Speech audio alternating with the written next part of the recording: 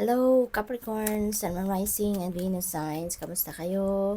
Sana po nasa mabuti kayong kalagayan. Welcome back po sa Star Tarot. Kung bago kayo dito, welcome din kayo.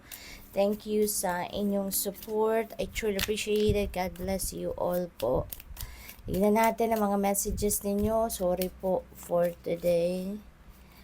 We have dream. Ayan, have a cup of tea in the garden and find yourself in a good book. Ayan, so parang ano ito, invitasyon ito sa inyo, Capricorn, ano, na huwag kayong tumigil mangarap. Libre ang mangarap, 'di ba? So, kunin na natin ang pagkakataon na yan, pero mas maganda, 'di ba?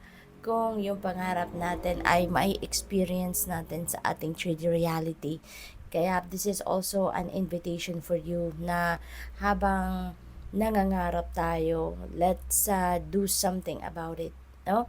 Wag lang natin hayaan na sa isip lang natin, sa puso lang natin nakalagay ang mga pangarap natin, but let's do something about it na madala natin sa ating 3D reality. So what else we have? Listen, be alert, the soft chiming bells call to nearby fairies. Capricorn, listen. Maaaring ang iba sa inyo dito hindi nagkakaroon ng pagkakataon para makinig sa inyong intuition, makinig sa mga divine guidance na pinapadala sa inyo ng universe, no? Feeling ko rito, meron ng mga intuitive messages na pinapadala sa inyo, merong mga siguro vision, signs, symbols, synchronicities, no? Na maaring nandiyan na pero hindi ninyo napapansin. Kaya this is a reminder for you, no? To listen and take a look, no? Doon sa mga symbols, signs, and synchronicities. Listen to your intuitive messages as well kasi maaaring kailangan ninyo ngayon ng gabay at kaya kayo pinapadalhan ng universe ng mga mensahe para magabayan kayo, no? Sa pag navigate ninyo ng inyong mga sitwasyon sa ngayon. We have wallflower, look for the crack in the concrete to find your way out. Ayan. Sa buhay natin, ano, kahit sa darkest circumstances natin na nararanasan, Capricorn, there's always a silver lining to it. There's always a positive aspect to it. Kaya, dun tayo tumingin. Yun ang hanapin natin sa ating sitwasyon because that is going to be the key, no? Para makalabas tayo sa sitwasyon na ito. Yung crack na yon, that is the silver lining. That is the positive aspect sa ating sitwasyon. Kunin natin ang pagkakataon na gawin nating inspirasyon yon, no? Gawin natin na motivation yon para maisip natin or mahanap natin yung way out sa challenging situation na pinagdadaanan natin or sa problema na pinagdadaanan natin. Okay?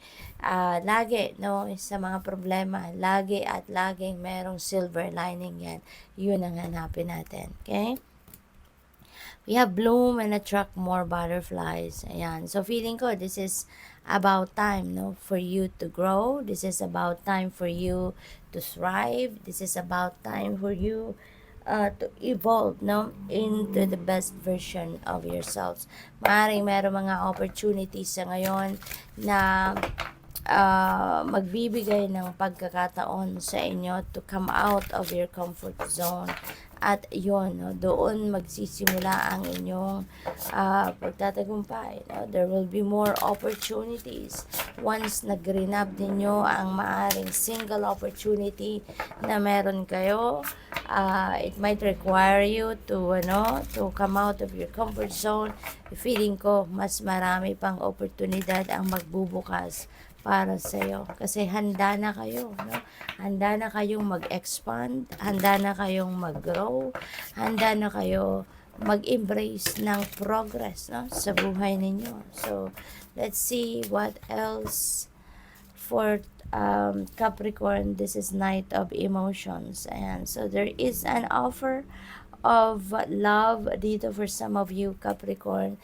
Kung kayo'y single pa, lalo-lalo na, maaaring mayroong magpapahayag sa inyo rito ng pag-ibig, magko-confess, no? Merong magko-confess sa inyo rito ng kanyang romantic interest, no? This could also be apology, baka mayroong magsusorry sa inyo, mayroong nakagawa ng hindi masyadong magandang sitwasyon, pakiramdam sa inyo in the past, and maybe this person is going to approach you around this time at mag-apologize. So what else for Capricorn? We have Empress, napakaganda. This is an abundant and prosperous energy. So meron ditong mga blessings, no? Financial blessings na maaring dumating, financial opportunities na maaring magbukas para sa iyo. Sa ngayon, this could be new job, new career, new business venture, business opportunity, no? Na magbubukas para sa iyo. And ito yung magdadala sa inyo ng prosperity and abundance. So, good luck to that. This is also a mother archetype, kaya possible din ang iba sa inyo rito baka magiging nanay na kayo, baka ang iba sa inyo buntes or manganganak, no? Yung ganon. Kung hindi man kayo mismo, baka yung person ninyo, no? Yung ganon. So, good luck to that. What else? We have the world cosmos. Napakaganda. This is an ending and beginning energy, Capricorn. So, meron ditong mga completion, meron ditong mga ma-accomplish achievements kayo, no? May mga long-term projects, no? Pag-aaral, mga ganon, ang magtatapos na, matatapos mo na sa ngayon. So, this is a time for success. This is a time for celebration of your successes. There are a lot of opportunities also coming your way sa ngayon, kasi yung mga tagumpay na to, magbubukas ito ng more opportunities para sa iyo. At leveling up ka ngayon, no? Kung ano yung mga plano mong gawin, kung ano mong sisimulan mong mga endeavor at this time, leveling up ka na, Capricorn. Mas mga challenging na, mas mga special na yung mga gagawin ninyo at this time. At this is also travel, no? So, maaaring ang iba sa inyo is going to travel soon. What else? We have Three of Inspiration. This is also another travel energy. So, definitely, meron kayong biyaheng gagawin, ano? That could be international travel, could be local na travel, could be over water, o by land, no? Over by air, no? Maaring ganon. Say dito sa World Cosmos, baka yung travel ninyo, international travel dyan, no? For some of you. Maaari din na you are going to accumulate successes ngayon, Capricorn. So, na-pick up ko rito sa Tree of Inspiration, maaring merong mga small successes that will pile up, no? Towards you. Kaya maganda to. Maaring marami kayong ginawa, sinimulang mga projects, enterprise, or kung ano pa man na mga pagkakakitaan, maaring ganon, and it's going to start to come towards you, no? Yung mga tagumpay na yan, yung mga resulta ng mga ginawa ninyo in the past, no? Unti-unti magbubunga na ang mga yan, at unti-unti marireceive nyo na yan around this time. This is good fortune energy as well, Capricorn, kaya meron din swerteng babalot sa inyo around this time. So, congrats. We have Nine of Emotions, napakaswerte, talagang mababalot kayo ng swerte, and you're going to be very happy at this time, you know. This is a time for success, this is also a time for happiness talaga, kasi meron kayong mga wishes that are coming to fruition sa ngayon. Meron kayong mga wishes na makukuha at marireceive na at this time. And in terms of love life din, ano, with the Knight of Emotions dito, tas meron tayong Nine of Emotions.